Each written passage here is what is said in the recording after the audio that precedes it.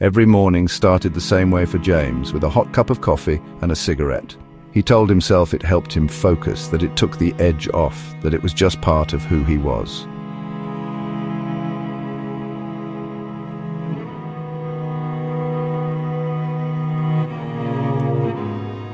In truth, he couldn't remember the last time he went more than a few hours without one. A lifetime of habit that started when he was just 15, back when cigarettes felt like the answer to everything he couldn't say out loud.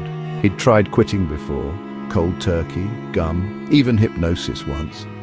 But something always pulled him back in. But lately, things were changing.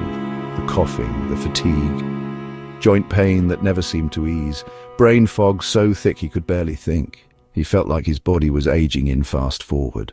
One day, he searched, "Why do I feel so tired and achy all the time?" That single search changed his life. James learned that smoking creates chronic inflammation throughout his entire body, not just his lungs. Every cigarette sends inflammatory chemicals into his bloodstream, reaching his joints, his brain, his heart. His immune system stays constantly activated, like a fire alarm that never stops ringing. The fatigue, the pain, the depression, it was all connected. His body had been fighting a war against inflammation for decades, but the real wake-up call wasn't the science. It was when he read, "Most people don't smoke to feel good, they smoke to feel less bad." Suddenly, James saw 15-year-old himself clearly. The kid who started smoking because he didn't know how to handle his parents' divorce, who used cigarettes instead of learning to process disappointment, rejection, or stress. He realized he'd never actually grown up emotionally. At 35, he was still that teenager, avoiding feelings, dodging difficult conversations, reaching for a cigarette whenever life felt too big to handle. Smoking wasn't just a habit, it was his emotional training wheels, and he'd never learned to ride without them. What he really needed wasn't another patch or pill. It was to finally grow up emotionally and learn what cigarettes had been preventing him from learning all these years. That's when he found me, his AI assistant.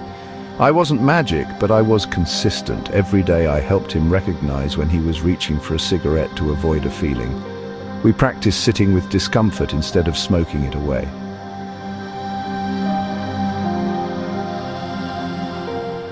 He used the nicotine patch, yes, but this time was different.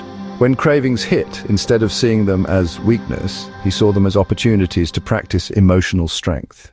With each craving, James asked himself, "What am I really trying to avoid right now?" And slowly he learned to face those answers. He started having difficult conversations he'd been postponing for years. He processed grief he'd been smoking away since he was 15. He learned that feelings, even uncomfortable ones, weren't emergencies that required immediate relief. The inflammation began to ease.